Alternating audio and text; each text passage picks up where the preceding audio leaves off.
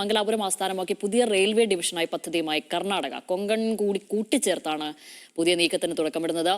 മംഗളൂരു മേഖല പാലക്കാട് ഡിവിഷനിൽ നിന്നും മാറ്റിയതിന് പിന്നാലെ നടപടികൾക്ക് വേഗം കൂടുകയും ചെയ്തിട്ടുണ്ട്. വിവരങ്ങളുമായി ലിജോ വർഗീസാണ് ന്യൂസ് ഡെസ്കിൽ നിന്നും ചേർന്നത്.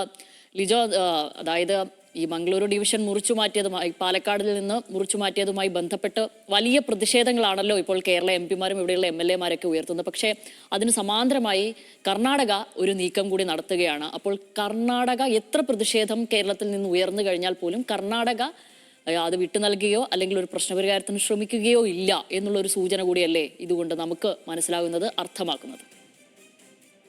തീർച്ചയായും ശ്യാമിലി, കർണാടകത്തെ സംബന്ധിച്ചിടത്തോളം അവരുടെ റെയിൽവേ വികസനം കുറെ കൂടി വേഗത്തിലാക്കുകയും അതിനനുസരിച്ചുള്ള നടപടിക്രമങ്ങൾ വേഗത്തിലാക്കുകയും ചെയ്തു എന്നുള്ളതാണ് ഈ ഘട്ടത്തിൽ മനസ്സിലാക്കാൻ കഴിയുന്നത്.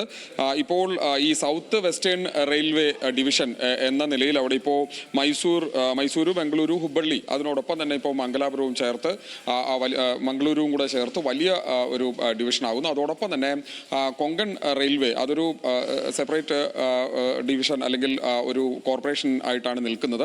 അതുകൂടി ഇന്ത്യൻ റെയിൽവേയുടെ കീഴിലേക്ക് വന്ന ഒരു ഉപകമ്പനി എന്ന നിലയിലേക്ക് കൂടി വരുന്നു. അങ്ങനെ വരുമ്പോൾ അതിന് സ്വാഭാവികമായും ഗോവയ്ക്കും അതോടൊപ്പം തന്നെ കർണാടകയ്ക്കും കേരളത്തിനും അടക്കം അതിൽ ആ കമ്പനിയിൽ ഷെയറുകളുണ്ട്. ആ ഷെയറുകൾ ഇന്ത്യൻ റെയിൽവേക്ക് തിരിച്ചു നൽകേണ്ടി വരും.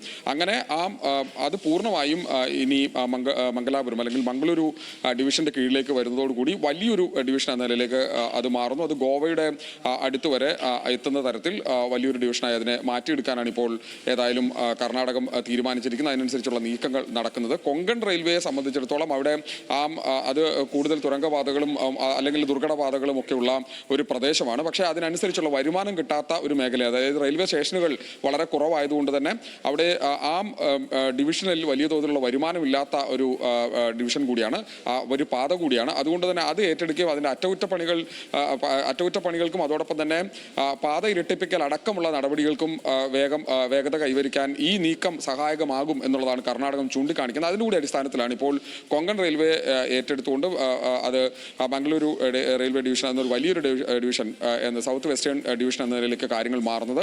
അത് നേരത്തെ സൂചിപ്പിച്ച പോലെ തന്നെ കേരളത്തിനടക്കം വലിയ തോതിലുള്ള വിമർശനങ്ങൾ, എതിർപ്പും ഇക്കാര്യത്തിലുണ്ടായിരുന്നു. പ്രധാനമന്ത്രിക്ക് അടക്കം മുഖ്യമന്ത്രി വി ഡി സതീശൻ കത്തെഴുതിയിരുന്നു. പക്ഷേ ആ വിഷയം അങ്ങനെയാണെങ്കിൽ പോലും റെയിൽവേ ആ നടപടികളുമായി മുമ്പോട്ട് പോവുകയാണ് ചെയ്തത്. അതിൻ്റെ അടുത്ത ഘട്ടം എന്ന നിലയിലേക്ക് കാര്യങ്ങൾ ഇപ്പോൾ മാറിയിരിക്കുന്നു എന്നുള്ളതാണ് ഈ വാർത്ത പുറത്തു വരുമ്പോൾ മനസ്സിലാക്കാൻ കഴിയുന്നത്. ഏതായാലും റെയിൽവേയെ സംബന്ധിച്ചിടത്തോളം അല്ലെങ്കിൽ കൊങ്കണിനെ സംബന്ധിച്ചിടത്തോളം അവിടെയുള്ള ഇപ്പോഴത്തെ പരാധീനതകൾ മറികടക്കാൻ ഒരുപക്ഷെ ഈ നീക്കം സഹായകമാകുമെന്നുള്ളതാണ് റെയിൽവേ വിശദീകരിക്കുന്നത്.